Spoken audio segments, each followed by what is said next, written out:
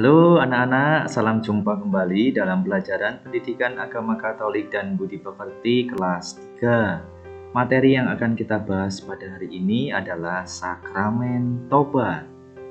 Baik anak-anak, sebelum kita memulai pelajaran kita hari ini, marilah kita mengawalinya dengan berdoa. Dalam nama Bapa dan Putra dan Roh Kudus, amin.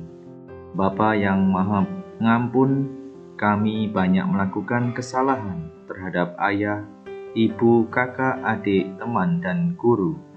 Ampunilah dosa-dosa kami dan bantulah kami untuk selalu berbuat baik dalam hidup ini. Amin. Dalam nama Bapa dan Putra dan Roh Kudus. Amin. Baik anak-anak, baru saja kita memulai kegiatan kita hari ini dengan berdoa. Anak-anak, hari ini kita akan belajar tentang Sakramen Tobat.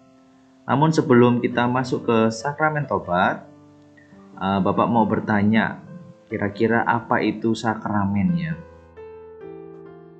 Sakramen itu berasal dari bahasa Latin yang berarti berkaitan dengan hal-hal yang kudus atau yang ilahi.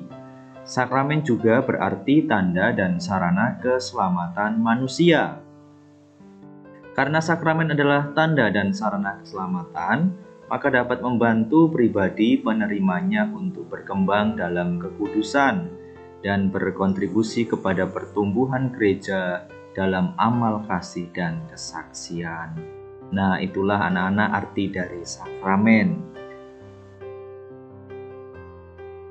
Dalam gereja Katolik itu juga ada 7 sakramen. Apa saja itu 7 sakramen? Mari kita lihat bersama-sama anak-anak.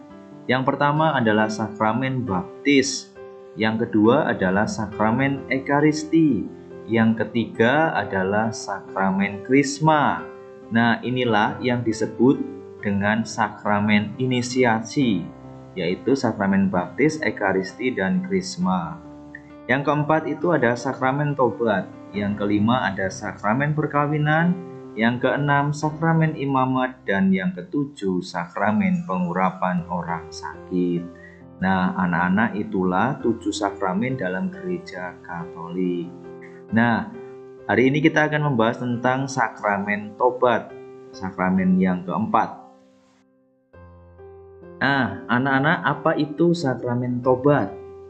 Sakramen tobat itu adalah tanda Allah menerima kembali anaknya setelah menyesali dosa-dosanya dan bersedia berbuat baik. Nah, itu adalah sakramen tobat. Mendengar kata tobat berarti ada yang disesali. Yang disesali itu adalah dosa. Nah, pertanyaan berikutnya anak-anak, apa itu dosa? Dosa itu adalah kesalahan yang disengaja dilakukan untuk kesenangan atau kepentingan diri sendiri, sehingga merusak hubungan dengan Allah dan orang lain. Maka perbuatan buruk, jahat, atau salah disengaja membuat orang lain sakit hati, marah, atau benci kepada kita, sehingga hubungan kita dengan mereka pun menjadi rusak. Maka akibatnya apa? Akibat dari perbuatan dosa, kita kehilangan berkat, rahmat, kedamaian, dan kesucian yang pernah diterimanya dari Allah pada saat dibaptis.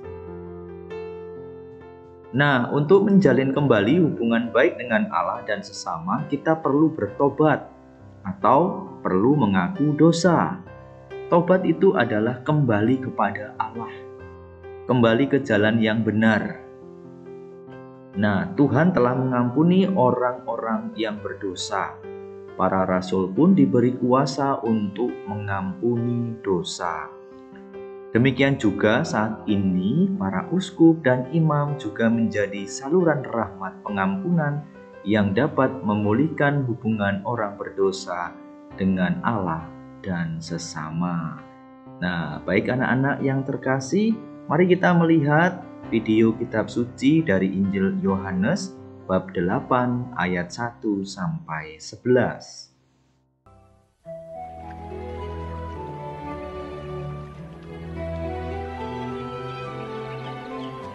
Yesus kembali ke Bukit Zaitun.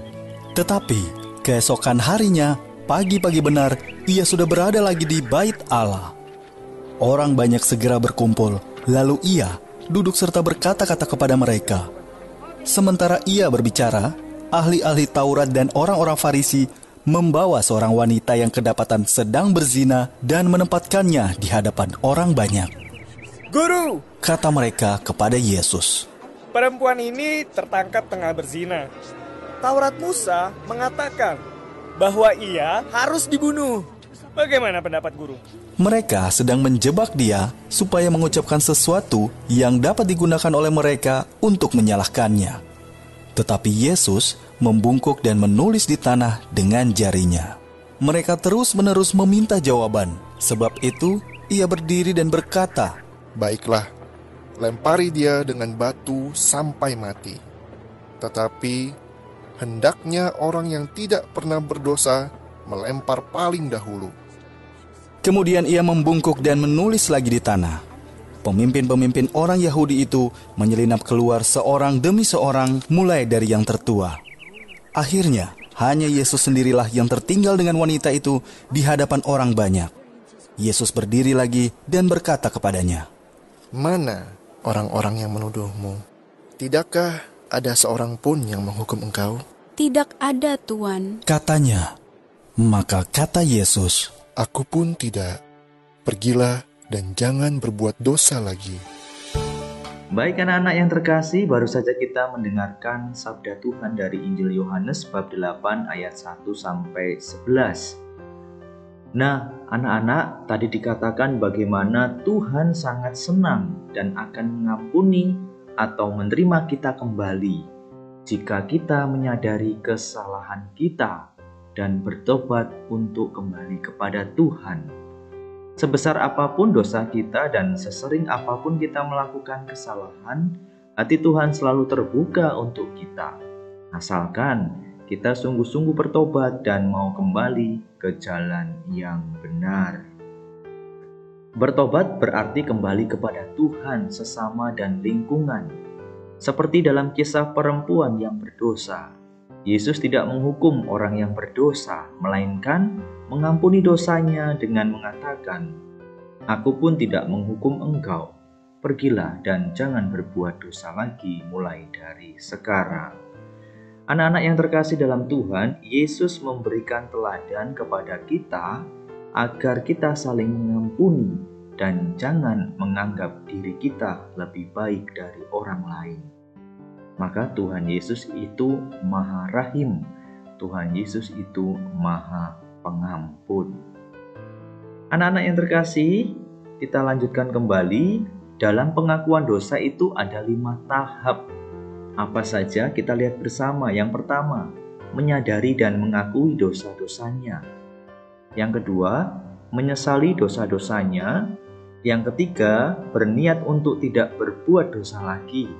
Yang keempat, mohon pengampunan dengan tulus hati. Dan yang kelima, bersedia hidup dengan cara baru, yang artinya bersedia untuk hidup kembali kepada Tuhan dengan berbuat baik. Hal penting dalam tobat adalah 1. Kita mengakui dosa.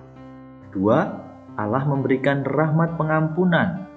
Kita melakukan silih, denda atau penitensi agar hidup kita menjadi lebih baik. Nah, anak-anak, berikut Pak Guru juga akan memberikan atau menjelaskan bagaimana tata cara penerimaan sakramen tobat. Yang pertama itu dalam tata cara penerimaan sakramen tobat, yaitu tanda salib dan salam dari imam. Kemudian ada bacaan kitab suci dan renungan singkat. Kemudian kita dipersilakan untuk mengaku dosa-dosa kita dengan cara, "Bapa, pengakuan saya yang terakhir 1 bulan atau 1 tahun yang lalu. Dosa-dosa saya adalah," silakan nanti anak-anak bisa menyebutkan dosa-dosanya apa. "Kemudian saya menyesal atas semua dosa saya dan dengan hormat saya mohon pengampunan dan penitensi yang berguna bagi saya." Kemudian setelah kita mengaku dosa, maka imam memberikan nasihat dan memberikan denda atau penitensi atas dosa-dosa kita. Nah, itulah tata cara penerimaan sakramen tobat.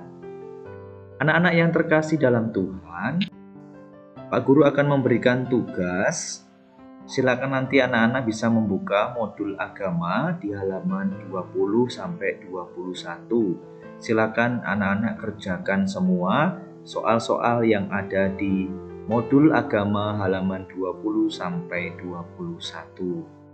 Baik anak-anak, pelajaran kita hari ini tentang sakramen tobat telah selesai. Mari kita mengakhirinya dengan berdoa. Dalam nama Bapa dan Putra dan Roh Kudus, amin. Allah yang Maha Baik, aku ingin menjadi anak yang baik. Aku ingin berbuat seperti yang Kau kehendaki. Aku ingin membantu orang lain, namun aku tidak selalu berhasil. Maafkanlah aku, Allah yang Maha Baik. Engkau memberi begitu banyak sesuatu yang baik dan bagus padaku. Aku ingin berterima kasih. Namun aku terlalu banyak memikirkan diri sendiri. Maafkanlah aku, Allah yang baik. Aku telah berbuat jahat dan aku tidak dapat memperbaikinya. Yesus telah mengalahkan yang jahat. Ia wafat bagiku di salib dan mencurahkan darahnya untuk pengampunan dosa. Maafkanlah aku, Allah yang Maha Baik. Aku boleh membantumu memperlihatkan kasih-Mu pada orang lain. Aku berniat untuk berbuat baik. Tolonglah aku untuk melaksanakannya. Amin. Dalam nama Bapa dan Putra dan Roh Kudus. Amin. Baik anak-anak, terima kasih sudah mengikuti pelajaran kita hari ini dengan materi Sakramen Tobat. Sampai jumpa di materi berikutnya. Tetap semangat, salam sehat.